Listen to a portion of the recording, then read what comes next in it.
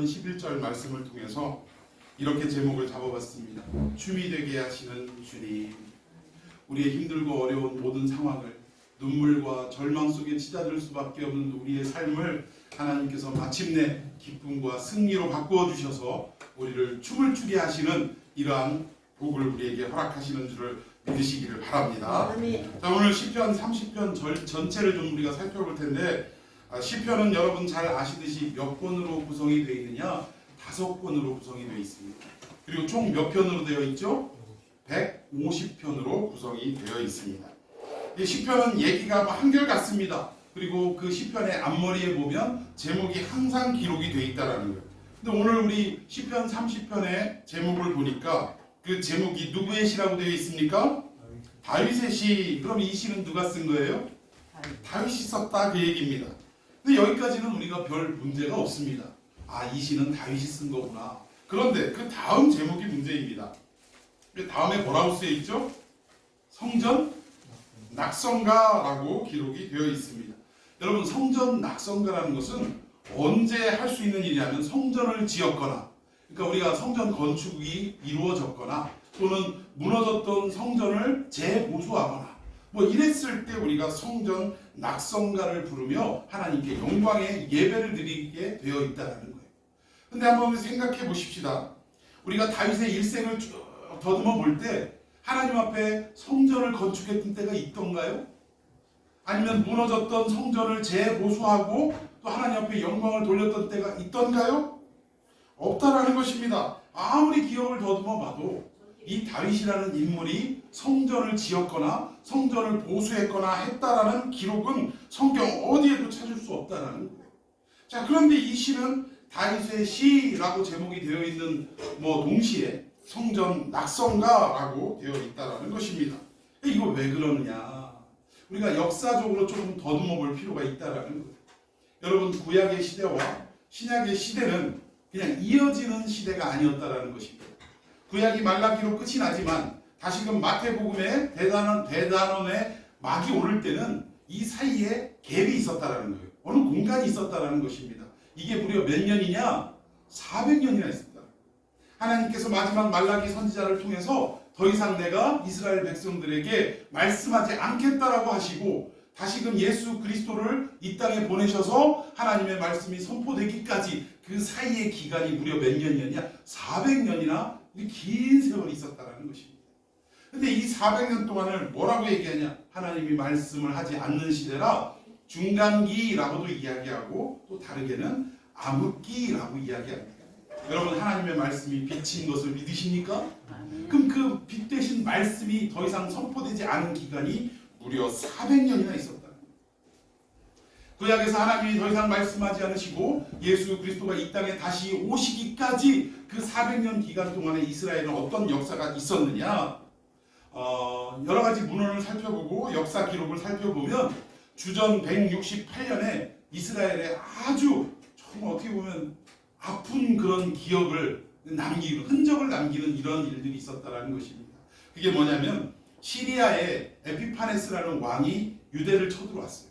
예루살렘을 쳐들어와서 성벽을 무너뜨리고 그리고 성전 안에 들어가서 예배드려야 할 그 거룩한 처소에 자기들의 우상단지를 갖다가 막 늘어놓고 심지어 유대인들이 가장 경멸하는 짐승 중에 하나가 뭡니까?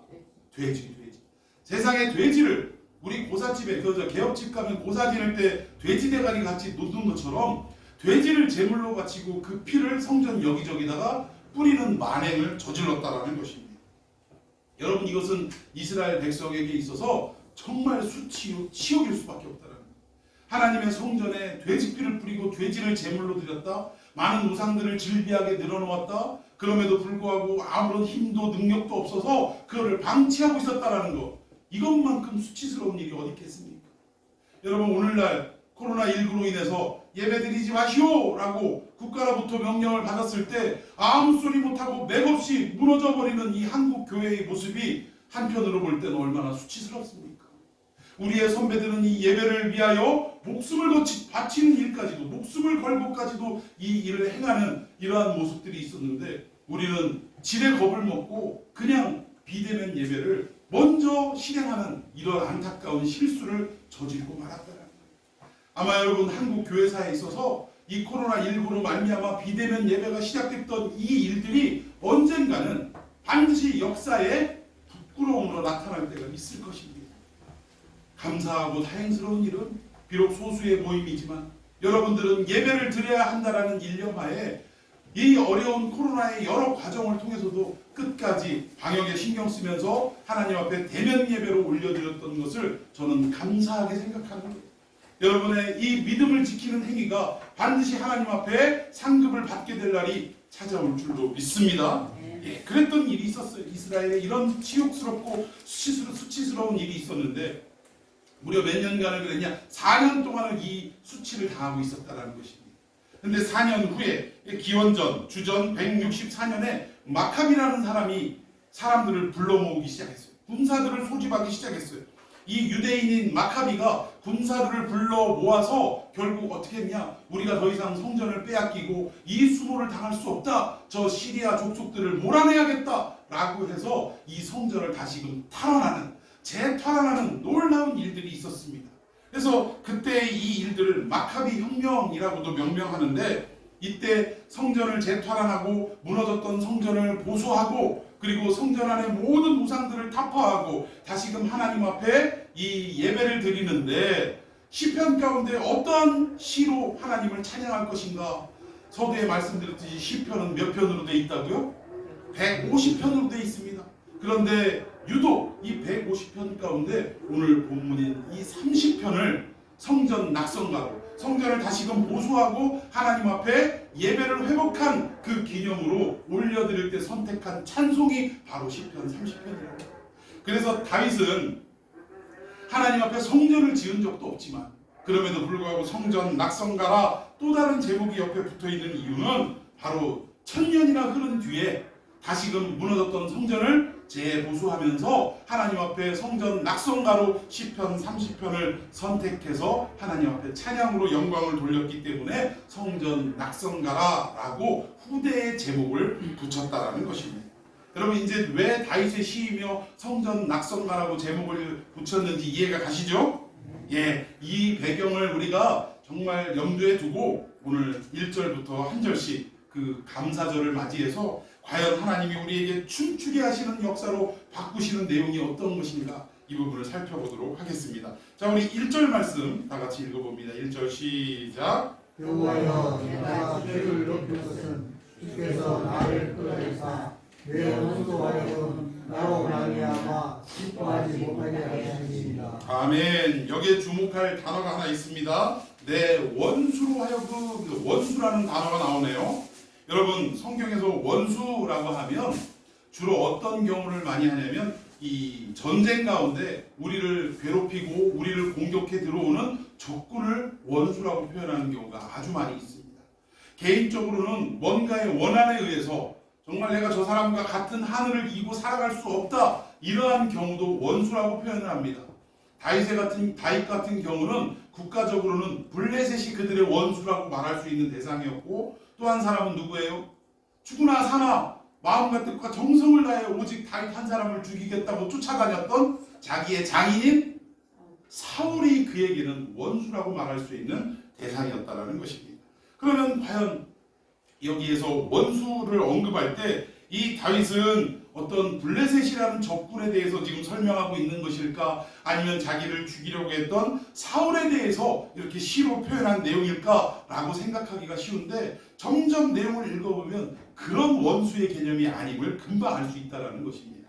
자, 우리 2절 읽어봅니다. 2절 시작. 여호와 내 하나님이여 내가 주께 부르짖음에 나를 고치셨나이다. 아멘. 여기 보니까 나를 하나님께서 고쳐주셨다라고 지금 표현하고 있습니다. 여러분 고치다라는 이 단어는요 어디에 사용되는 거냐면 이것이 어떠한 것이든 질병에 걸렸을 때 이 질병에서 노임을 받는 것을 고침을 받다라고 표현을 하는 거예요.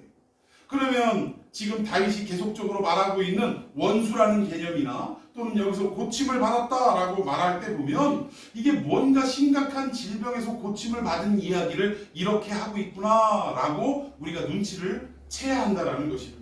자, 우리 3절 더 읽어봅시다. 시작. 여호와여 주께서 내 영혼을 시온에서 끌어내어 나를 살리사 무덤으로 내려가지 아니하게. 아멘. 점점 더 알 수 없는 소리를 하네요.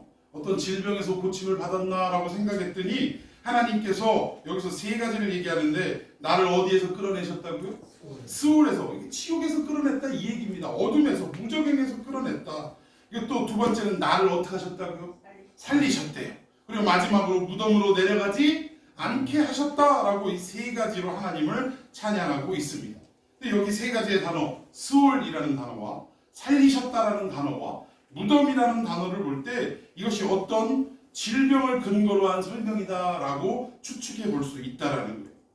자, 그러면 여기에 1절에서 원수라고 이야기할 때 이 원수는 블레셋이라는 어떤 대상이나 사울이라는 대상을 일컫는 것이 아니라 이것이 질병을 의인화한 것이구나. 이 질병이라는 사람이 아니지만 생명이 없는 것이지만 이 질병을 사람처럼 우리가 의인화시켜서 원수라고 표현을 했구나라는 것을 알 수 있게 되더라는 거예요.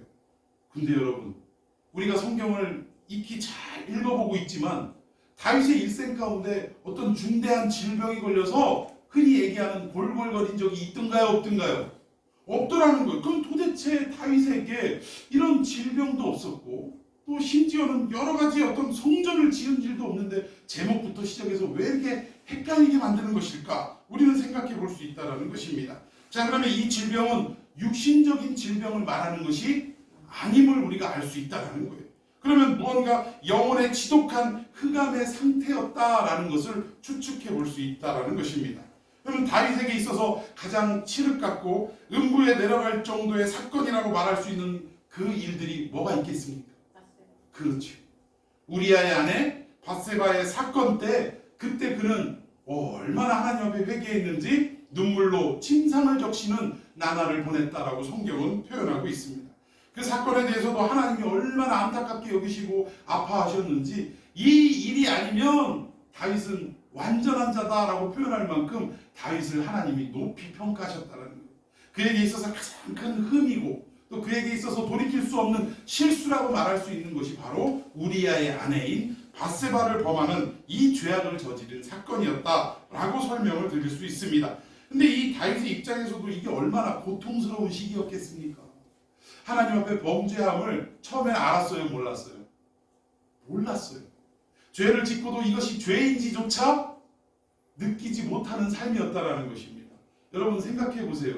제가 몇 주 전에도 말씀을 드린 것 같은데 우리 질병 중에서 가장 무서운 질병이 뭐다라고 표현하냐면 성경에서는 문둥병이라고 표현을 하고 있다는 거예요. 이 병은 의사에게 보이는 것이 아니라 제사장에게 가서 보여야 했던 병입니다. 이유는 뭡니까? 이 병의 상황을 보니까 어떤 상태를 보니까 아픔이 있으면서도 불구하고 그 아픔에 대한 통증을 느끼지 못하는 병이라는 거예요.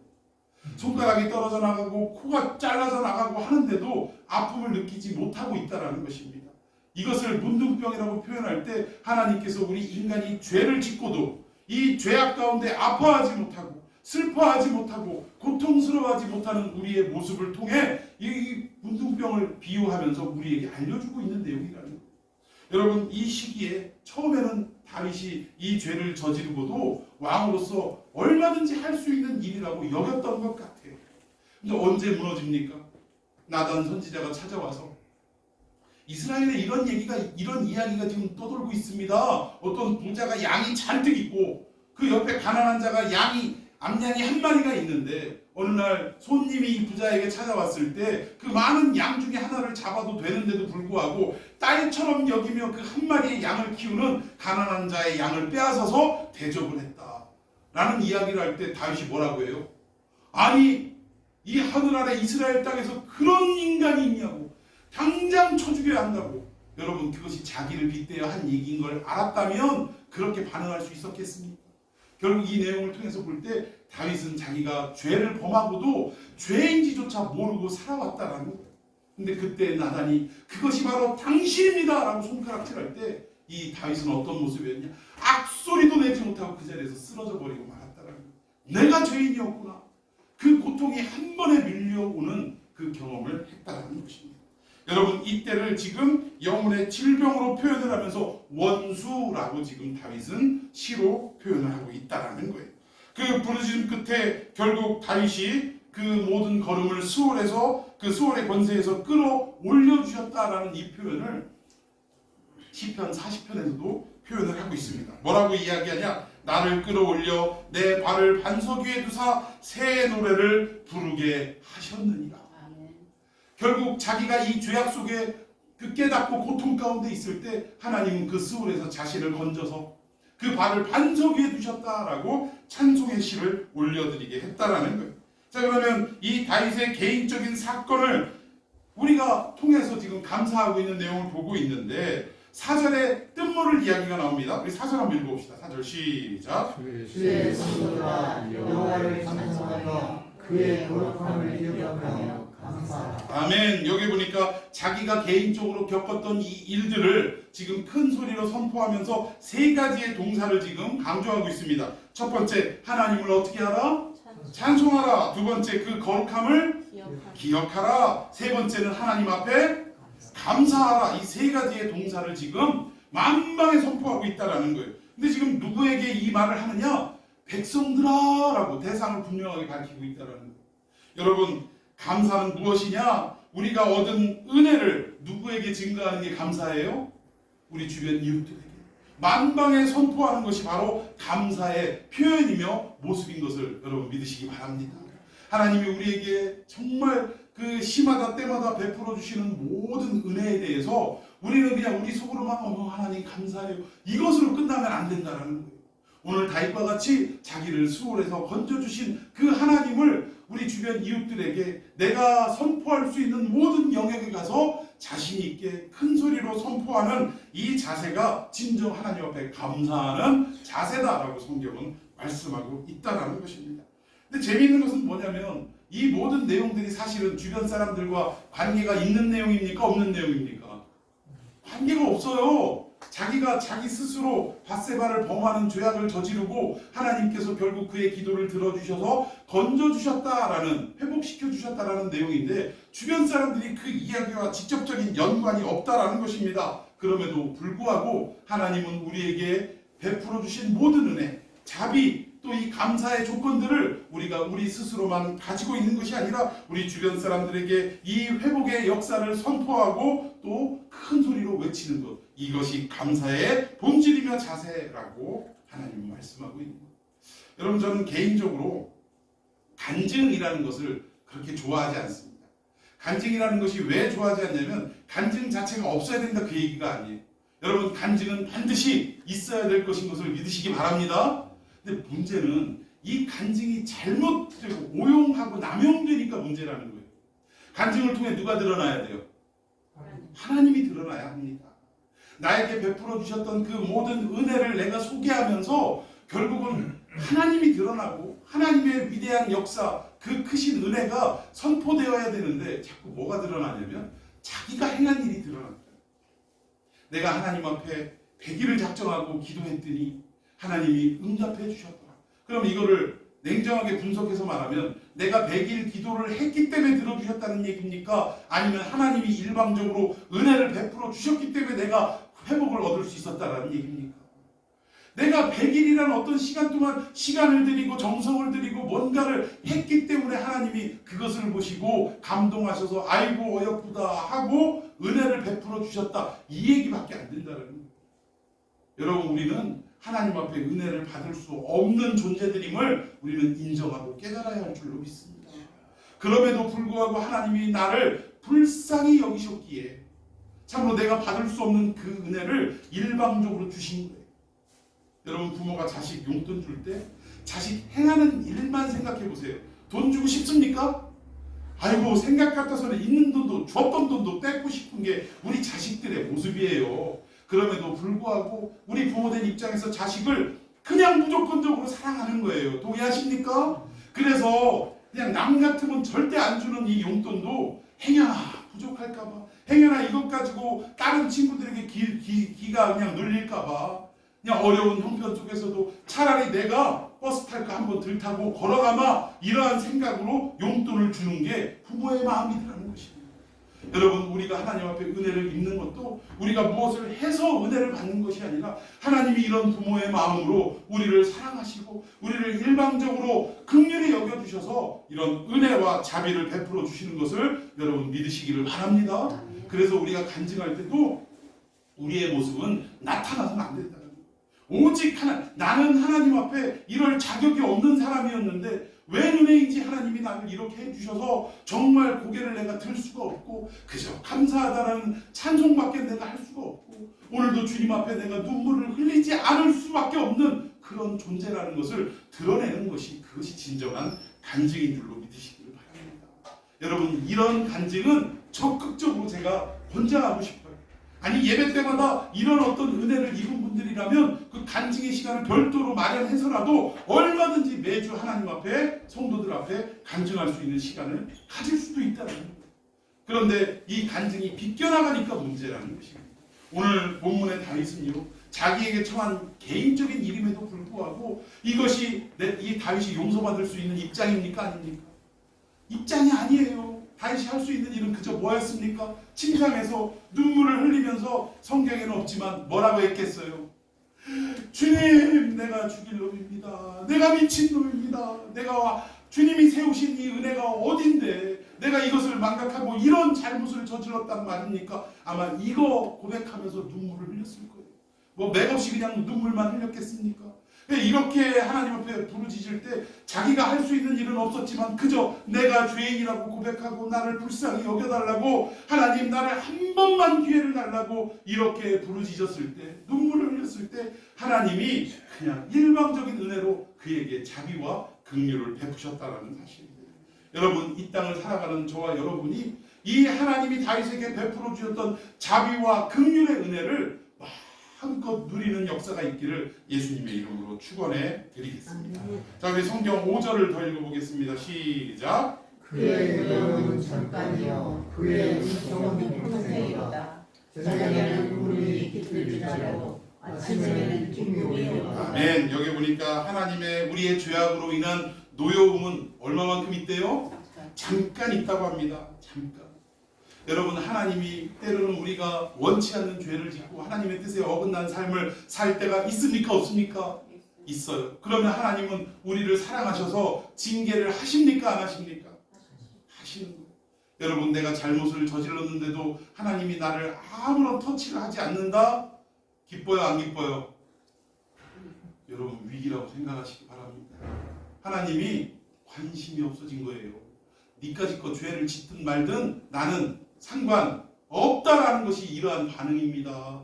그런데 내가 하나님 앞에 불소를 저지르고 죄악을 저지르고 실수를 저지를 때 하나님이 그때를 내버려 두지 않으시고 나에게 찾아오셔서 징계를 내리시고 때로는 진노로 하나님의 감정을, 하나님의 마음을 나에게 그대로 나타내실 때는, 그때는 우리가 어떻게 해야 돼요? 할렐루야, 하나님 그래도 나를 사랑하시는군요. 이 반응이 있어야 될 줄로 믿습니다. 그런데 이 진노라는 반응은 우리를 아예 그냥 심판하고 괴멸해버리려고 하시는 것이 아니라 잠시 동안만 있게 하시더라는 거예요. 여러분, 우리가 자식 잘못했다고 아주 그냥 1년 365일을 읊어 먹으면서 생각만 하면 또 그 얘기하고 또 그 얘기하고 이런 부모 있습니까? 없어요. 잘못을 저지른 그때에 두 번 다시 그러지 않겠습니다라는 약속과 다짐, 이것은 내내 거짓말임을 알면서도 불구하고 두 번 다시 이런 짓 하지 않겠습니다라는 약속과 다짐이 나타나면 그새 그냥 언제 그랬냐고 잊어버려 주는 게 우리 부모의 마음인 것처럼 하나님도 잠시 잠깐 우리에게 진노하시고 노여워하시더라는 거예요. 우리를 죽이시려고가 아니라, 우리를 멸망시키려고 아니라 우리를 살리시려고 하는 이 진노임을 여러분 믿으시기 바랍니다. 여러분, 재밌는 게 여기에 노염이라는 단어가요, 히브리어로 아프라고 합니다. 아프. 하나님이 진노하시면 우리 아파요, 안 아파요? 아프지요. 참 재밌어. 아프라고 하는데 여러분, 이 아프라는 단어의 진짜 뜻이 뭐냐면 콧구멍이라는 뜻이에요. 콧구멍. 여러분, 우리 인간이 언제 생명을 얻을 수 있었습니까? 창세기 2장에 하나님이 그 코에 생기를 불어넣으실 때, 하나님이 우리에게 진노라고 우리는 알고 두려워하지만 하나님이 이 진노를 베푸실 때는 이건 결국 우리를 살리기 위해서 하시는 진노라는 거예요. 이것이 콧구멍, 하나님의 콧구멍이라는 거예요. 우리에게 다시금 생기를 불어넣으시는 이 장면이라는 사실입니다. 여러분, 인간은요 얼마나 허무한 존재냐면 하나님의 그 콧김을 단 1분 1초라도 쐬지 않으면 아무것도 아닌 존재가 되는 게 우리 인간이라는 사실이에요. 그런데 하나님이 없는 것처럼 살아가는 우리 인류를 볼 때 얼마나 하나님의 속이 뒤집어지겠냐 이거예요. 아이고 내가 그냥 한숨 한 번만 숨 한 번만 내가 참아도 너희들 다 멸망할 텐데 그것도 알지 못하고 하나님을 없는 분처럼 여기고 이렇게 무시하며 살아가는 인생을 볼 때 하나님이 얼마나 답답하시겠나요? 여러분 하나님의 콧김은 하나님의 콧구멍에서 나오는 그 김은 우리를 살리고 회복하는 것임을 믿으시기 바랍니다. 하나님의 진노로 나타나는 이 콧구멍이라는 단어 하나님이 때로는 우리의 죄악으로 잘못했다라고 해서 진노하시고 분노하시고 우리에게 회초리를 드는 이러한 때가 있지만 이것은 영원한 것이 아니라 우리를 살리기 위한 잠깐의 아버지로서의 행동이다 라는 것을 여러분 믿으시기를 바랍니다. 또 여기 5절에 보니까 은총은 그 반대로 은총은 얼마만큼 간대요? 평생 간다고 합니다. 여기 은총이라는 단어는요 무슨 단어와 동의어가 되냐면 생명이라는 단어와 동의어가 돼요. 우리를 죽이려고 하는 진노 이것은 죽이려고 하는 것이 아니라 우리를 살리기 위한 하나님의 콧김에 불과하는 것이고 하나님이 우리에게 주시는 은총과 축복은 평생에 있다라고 하는데 이 은총이라는 단어가 생명이라는 뜻이에요. 하나님이 우리를 살리시고 하나님을 우리를 회복시키시고 우리와 함께 영원토록 살아가는 그 계획은 얼마만큼 영원토록 있다. 평생에 있다라고 성경은 말씀하고 있다라는 것입니다. 여러분 히브리서에도 하나님이 우리를 향해서 징계가 없으면 뭐라고 그래요? 사생자요 참 아들이 아닙니다라고 성경에 기록이 되어 있어요. 여러분 우리가 하나님 앞에 우리가 죄악을 저지름으로 인해서 하나님의 징계를 받을 때에는 우리를 죽이시려고 하는 그 징계가 아니라 오히려 우리를 세우시고 굳건케 하고 회복시키시려고 주시는 징계임을 여러분 믿으시기 바랍니다. 만약에 우리가 잘못했는데도 불구하고 징계가 우리 가운데 임하지 않는다면 아까 둘 중에 하나라고 했잖아요. 하나님이 우리에게 관심이 없든지 아니면 우리가 뭐라는 거예요? 사생자가 이 증거라는 거예요. 아버지 없는 자식이다 이거예요. 하나님을 아버지로 두지 못한 인생이 우리들이다. 결국 아무런 징계를 받지 않는 인생이다 라고 말할 수 있다는 것입니다. 여러분 이 징계라는 단어가 헬라어로 보면요 파이데이안이라고 합니다. 파이데이안. 여러분 그 어린이 선교회 그 파이디온 선교회 있잖아요. 이 파이데이안이라는 말이 영어로 말하면 son making. son은 뭐야? 아들이잖아요. 아들을 만들다라는 그 단어예요. 파이데이안이. 결국 하나님이 우리에게 징계하시는 것은 우리를 뭘로 만드시기 위해서? 당신의 아들 만들기 위해서. 당신의 자녀 만들기 위해서 때로는 진노로 우리를 대할 때도 있지만 그 진노는 잠시뿐이라는 거예요. 그리고 하나님이 주시는 생명의 회복은 영원한 줄로 믿으시기를 바랍니다. 자 우리 6절 한번 읽어봅시다. 6절 시작. 내가 형통할 때 말하기를 영원히 흔들리지 아니하리라. 예, 이게 누구 얘기예요? 다윗의 얘기입니다. 다윗이 언제? 형통할 때 뭐라고 얘기했어요?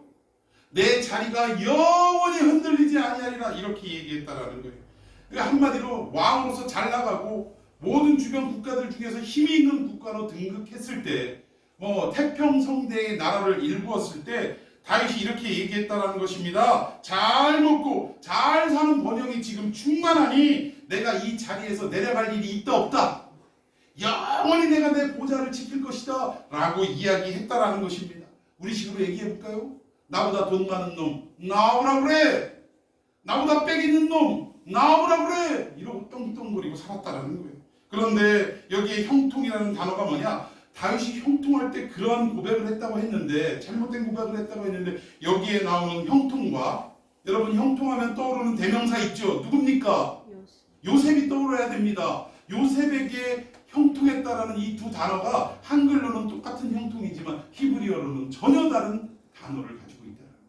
여러분 먼저 요셉에게 형통하였더라라고 할 때 이 형통이라는 말은 찰라흐라고 합니다. 히브리어로 찰라흐예요. 근데 형통의 내용을 보면 억울하게 감옥에 갇혔을 때 하나님이 그와 함께 하심으로 그가 형통하였더라. 억울하게 또 팔려가서 노예가 되었을 때 하나님이 그와 함께 하심으로 그가 형통하였더라. 여러분 이 자리에 요셉과 같은 형통을 얻기를 원하시는 분은 아멘 하시기 바랍니다. 예, 그러면 여러분들은 애매하게 감옥에도 가셔야 되고 애매하게 노예로도 팔려가셔야 되고 억울한 일을 수도 없이 겪어야 된다는 거예요. 그러니까 우리가 잘 생각하면 된다고. 근데 요셉은 그럼에도 불구하고 우리가 이해할 수 없는 지경으로 치닫는데도 불구하고 하나님은 뭐라고 기록해 하셨냐면 형통하였더라. 여기에 이 형통은 어떤 입장에서의 형통이냐? 하나님의 주권을 인정하고 하나님의 계획대로 이루어져 가는 것을 형통이라고 하더라고요. 여러분, 하나님이 요셉을 통해 무엇을 이루기를 원하셨습니까? 애국의 총리 되게 하는 걸 원하셨어요? 많은 사람들이 그러니까 이게 제사보다 뭐에 관심 있는 거예요? 제밥에 자꾸 관심을 두는 거예요. 여러분, 하나님의 계획은요, 생명을 살리는 데 있는 것을 믿으시기 바랍니다. 요셉을 통해 온 생명을 살리려고 하는 게 하나님의 계획이었다라는 거예요. 억울하게 누명을 쓰고 억울하게 형들에게 잡혀서 노예로 팔렸지만 이것을 형통이다라고 말하는 것은 결국은 요셉을 통해 온 백성을, 여러분 요셉 덕분에 애굽 사람만 사는 줄 아십니까? 이스라엘 사람만 산 줄 아세요? 아닙니다. 전 세계 사람들이 요셉 덕분에 한 시대를 배골치 않고 굶어 죽지 않고 살아갈 수 있었다라는 사실이에요. 여러분, 그 계획을 하나님이 이루시기 위해서 결국은 요셉이라는 하나님의 아들을 통해서 온 백성들이 다 살 수 있는, 온 지구촌 사람들이 다 굶어 죽지 않는 은총을 입는다. 이건 무엇을 예표하냐? 결국은 이 땅에 누가 오셔서? 예수님이 오셔서 모든 백성들이 다 어떻게 해요? 죄로 인해서 그 지옥불에 죽어가지 않고 어떻게 하려고? 구원하셔서 살려내시려고 하는 예표로 하나님이 요셉을 세우셨다는 사실. 그러니까 이렇게 결국 그 과정을 통해 총리도 물론 됐지만, 그것도 중요하지만 총리가 돼서 한 일이 더 중요한 거예요. 모든 사람을 살리기 위해서 하나님이 계획대로 그를 예정대로 움직여 주셨다. 그것이 형통하다라고 성경은 말하고 있다라는 것입니다. 그런데 오늘 여기 다윗이 형통할 때 이렇게 얘기했다라는 형통은 찰라흐가 아니라 셀라흐라고 합니다. 단어가 다른 거예요. 근데 이 셀라흐는 뭐냐? 이 자기 중심적으로 흔히 얘기하는 잘 먹고 잘 살게 되었을 때. 여러분, 우리 성도들이 형통이라는 단어를 말할 때 사실은 이거 아니에요? 우리 집이, 우리 사업이 더욱더 번창하고 번영하고 우리의 자식들이 계획대로 원하는 대로 대학에 가고 또 취직을 하고 또는 사업장을 일으켜서 잘 되고 시집장가 잘 가고 자식들 번성하고, 여러분 이렇게 살아가면, 근심 걱정 없이 살아가면 이것을 형통케 하시니 감사합니다 이렇게 표현하고 있진 않나요? 여러분, 중요한 것은 형통은 내 중심적인 입장에서의 형통이 중요한 것이 아니라 하나님이 나를 통해 무엇을 이루시고자 하느냐, 그 예정대로 이루어지는 것이 형통이라는 것을 여러분 깨달으시기를 바라겠습니다. 그럼 이게 중요한 거예요. 잘 나가고 뭐든지 부족할 것이 없는 다윗은 이때 형통하다라고 이야기했다라는 거예요. 자, 우리 이랬던 다윗이 결국은 7절에서 뭐라고 말하냐? 시작. 여호와여, 주의 은혜로 나를 산같이 굳게 세우셨더니 주의 얼굴을 가리시매 내가 안심하였나이다. 아멘. 잘 나가는 줄 알고 영원할 줄 알았어요. 그런데 여호와께서 어떻게 해요? 뭐를 가리셔? 얼굴을 딱 가리시니까 결국은 근심의 삶으로 들어갈 수밖에 없다는 거예요. 여기서의 근심은 단순히 걱정, 근심 이런 차원이 아닙니다. 죽음과도 방불한 상태인 거예요. 하나님이 얼굴 한번 딱 외면하시니까 여러분 결국 우리가 할 수 있는 일이 하나라도 있든가요, 없든가요? 없더라는 것입니다. 여러분, 찬송가에 이 찬양이 있어요. 주 떠나가시면 내 생명이 헛되다라는 거예요. 여러분, 우리 인간이 생명보다 귀한 거 있습니까? 생명이 가장 귀하다라고 여기는 거예요. 억만 금을 준다 할지라도 오늘 내가 네 생명 걷어가자, 바꾸자라고 하면 이걸 바꿀 사람이 있겠습니까? 없겠습니까? 이걸 바꾸자고 하는 사람은 어디가 좀 아픈 사람이에요. 병원에 데려다 줘야 될 사람입니다. 여러분, 이 주님이 떠나가시면 우리가 가장 귀하게 여기는 생명조차도 헛된 것이 될 수밖에 없다라고 결국은 다윗은 고백하고 있는 것입니다. 여러분, 하나님이 외면하시면 우리는 아무것도 할 데가 없습니다. 비빌 언덕조차 없습니다. 찬송에 또 있잖아요. 주 나를 외면하시면 나 어디 가리까. 여러분, 지구촌에 인간이 머무를 땅이 얼마나 많습니까?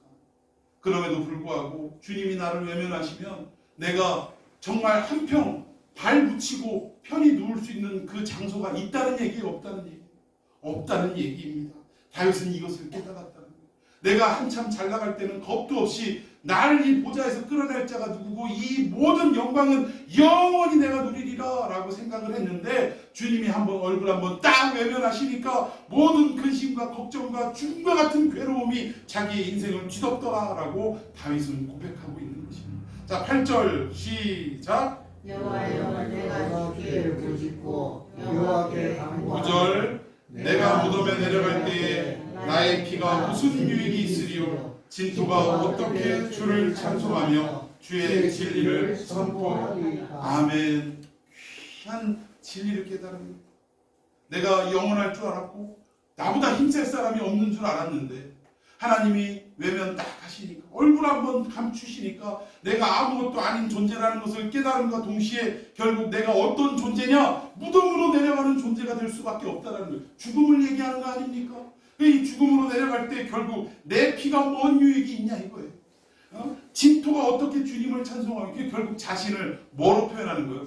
진토로 표현하는 거예요. 먼지 한 조각으로 한 줌으로 표현하는 것입니다. 하나님이 나를 떠나시고 외면하시면 내가 아무것도 아닌데 내가 그때 이 보좌가 무슨 의미가 있고 내가 지금 누리는 물질이 무슨 의미가 있고 영광이 무슨 의미가 있느냐. 나는 진토만도 못한 인생으로 전락해버리고 마는구나 라는 것을 깨달았다라는 사실입니다. 그래서 결국 다윗이 어떤 모습으로 바뀌게 됐냐. 11절 시작. 주께서 나의 슬픔을 면하여 내게 춤이 되게 하시며 나의 베옷을 벗기고 기쁨으로 입히셨나이다. 아멘. 여기에서 오늘 제목을 땄는데 우리가 오해하지 말아야 할 것이 있습니다. 우리의 형편이 바뀌어졌다고 해서 고침받고 회복되어졌다고 해서 그의 슬픔이 춤이 되게 되고 베옷을 화관을 씌우고 이런 고백이 아니라는 거예요. 그 내용이 12절에 나오는데 한번 읽어봅시다. 시작. 이는 잠잠하지 아니하고 내 영광으로 주를 찬송하게 하시니 여호와 나의 하나님이여 내가 주께 영원히 감사하리. 아멘. 그 전에는요 내가 뭔가 형통하고 물질적으로 풍요로워지고 내 질병이 나음을 얻고 내 모든 형편이 지금보다 훨씬 몇 갑절 나아지는 상황을 보면 하나님께 감사드렸고 그렇지 못할 때는 하나님 앞에 원망하거나 불신의 모습을 가졌었다라면 결국 12절에 다윗이 이제는 감사의 내용이 달라졌다는 거예요. 무엇으로 달라졌느냐? 내 영광으로 주를 찬송하게 하심이 여호와 나의 하나님이여 내가 주께 영원히 감사하리이다. 그러니까 이게 무슨 말이냐면 지금 내가 만지고 누리고 얻을 수 있는 이 모든 것들로 인해서 감사하는 게 아니라 이전까지는 그것으로 인해 감사했는데 지금은 무엇이냐? 하나님 한 분만으로 만족하고 감사한다라는 고백으로 바뀌었다는 거예요. 돈이 있든지 없든지. 그때는 돈을 주셔야 감사, 안 주시면 원망 그랬는데 지금에 와서 다윗이 깨닫고 나니까 감사는 그런 것으로 드리는 게 아니구나. 돈이 있든지 없든지 하나님이 나를 여전히 사랑하고 계시니 어떻게 해요? 감사합니다 라는 고백으로 바뀌었고 그리고 하나님 자체가 복의 근원이시구나 라는 것을 깨달았다라고 지금 이렇게 고백하고 있는 것입니다. 여러분 다윗이 수울과 같은 그 어둠의 구렁텅이로 빠져 들어가면서 진짜 얻었던 복이 뭐예요? 하나님의 그 진노, 잠깐의 진노 속에서 깨달았던 것이 뭡니까? 하나님의 얼굴을 만나게 됐다라는 거예요. 할렐루야. 하나님의 얼굴을 만나서 감사를 표현하는 것으로 바뀌었고 또 하나님이 누구시라는 걸 알았다고요? 나의 아버지가 되시는구나. 그리고 다윗이 표현했던 하나님은 나의 목자가 되시는구나. 여러분 이전까지 이런 표현을 한 사람이 없습니다. 그저 두려운 하나님, 겁나는 하나님, 감히 얼굴을 들여다볼 수 없는 하나님. 그런데 다윗은요 여호와는 나의 목자시니. 근데 목자의 삶을 쭉 훑어보면 여러분 목자와 양은요 멀리 떨어져 있습니까? 밀착해 있습니까? 밀착해 있는 거예요.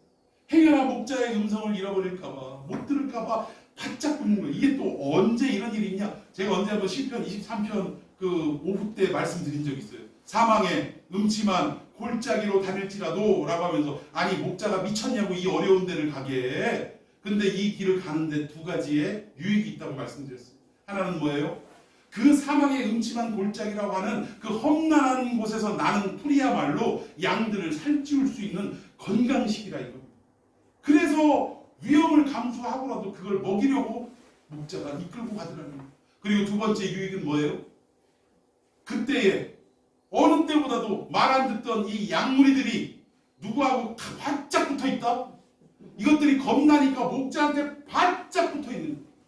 여러분, 목자와 친밀하게 붙어 있는 이러한 유익이 있는 줄로 믿으시기를 바랍니다. 오늘 다윗은 그것을 깨달았다는 거예요. 하나님이 나의 아버지고 하나님이 나의 목자로 늘 가까이 하고 얼굴과 얼굴을 대할 수 있는 관계로 다시금 재정립하며 하나님 앞에 감사를 올려드렸다는 것입니다. 여러분, 하박국 3장 우리 너무나 잘 알고 있는 내용 있지 않습니까? 무화과 나무잎이 마르고 포도 열매가 없고 소출이 없고 감람나무에도 뭐가 없고 외양간에 송아지도 없고 뭣도 없고 다 없는데 누구로 인하여? 여호와로 인하여 즐거워하겠답니다. 여러분, 믿지 않는 사람 이거 이해가 됩니까? 이해할 수 없는 현상이에요. 그럼에도 불구하고 우리는 그 무엇이 복이 되기 때문이 아니라 하나님 자체가 복이 되기 때문에 나의 형편과 나의 상황과는 상관없이 난 여호와로 인하여 기뻐하며 즐거워한다라는 고백이 터져 나오게 되는 것을 믿으시기를 바랍니다. 여러분, 오늘 이 본문의 내용을 통해서 진짜 감사가 뭔지 세 가지의 결론에 이렇게 도달을 했습니다. 이미 말씀을 드렸어요. 첫 번째는 뭐예요? 이 감사는 나 혼자로 끝나는 게 아니라 우리 공동체로 확산되어야 하는 감사가 되어야 할 줄로 믿습니다. 오늘 여러분들 이렇게 감사의 예물을 드린 것이요, 결국은 이것은 무엇이냐? 한번 생각해보세요. 지난 한 해 동안 여러분 뭐가 그렇게 잘 됐어요?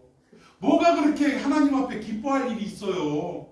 그냥 하루 눈 뜨기가 힘들어. 어떤 분들은 그냥 아침에 눈 뜨기가 정말 괴롭다고 하더라고요. 특히 사업에 이제 부도가 나고 막 이러시는 분들은요, 숨 쉬는 게 괴롭대요. 눈을 뜨는 게 괴롭고 아침 해를 맞이하는 게 괴롭다고 합니다. 여러분, 우리가 그 정도까지는 아니더라도 우리의 삶에 뭐가 그렇게 기쁘고 환호를 지를 만큼 좋은 일이 뭐가 있었습니까? 그럼에도 불구하고 오늘 추수감사주의를 맞이해서 여러분들이 마음을 이 예물에 담아서 하나님 앞에 올려드리고 이 예배를 찬송과 영광으로 가득 채운 것은 무엇입니까? 하나님이 나의 아버지시기 때문에 그것 자체로 감사한 거 아닙니까? 내 형편과 내 처지는 상관없이 주님이 여전히 나와 동행하시니 그것으로 나는 만족합니다. 외양간에 송아지 없고 뭣도 없지만 주님이 나와 함께 하시니 나는 주님으로 인하여 기뻐합니다. 여러분, 이 고백으로 이 예배를 드린 줄로 믿습니다. 그것을 성도들과 성도들끼리 나누고 우리 주변 이웃들에게 선포하는 거예요. 주변 사람들은 저 사람 미쳤지, 뭐가 웃을 일이 있고 기뻐할 일이 있어 라고 오해할지 모르지만 그럼에도 불구하고 하나님이 나를 이렇게 하셨다라고 선포하는 역사가 있어야 될 줄로 믿습니다. 이게 진짜 감사라는 거예요. 두 번째는 뭐냐? 하나님의 노여움은 우리를 멸망시키는 영원하는 것이 아니라 잠시 잠깐 우리를 아들 만들고 우리를 회복시키기 위한 그런 과정이라는 것을 우리가 깨달아야 되고, 결국 이것을 통해 우리가 어떤 존재다? 진토만도 못한 존재라는 것을 깨달아야 한다는 거예요. 여러분, 그럴 때 진정한 감사가 일어날 줄로 믿습니다. 아직도 내가 살아있고 내가 무언가가 할 수 있다라고 생각한다면 감사의 내용은 줄어들 수밖에 없고, 사라질 수밖에 없다는 거예요. 내가 진토만도 못하고 아무 유익이 없는 존재라는 것을 하나님 앞에 정상적으로 정식적으로 깨닫고 고백할 때 비로소 진정한 감사가 내 안에서 터져나오게 될 줄로 믿습니다. 마지막 세 번째, 세상의 견해와 이치 이대로 감사하는 것이 아니라 결국은 창조주 하나님이 나의 아버지가 되신다라는 이 사실로 인해 감사할 수 있는 것, 이것이 진짜 감사라는 사실이에요. 여러분, 우리가 감사의 본질을 말씀을 통해 깨달으신 줄로 믿습니다. 이 감사의 정신을 붙들고 일평생 살아가는 저와 여러분이 되기를 예수님의 이름으로 축원해 드리겠습니다.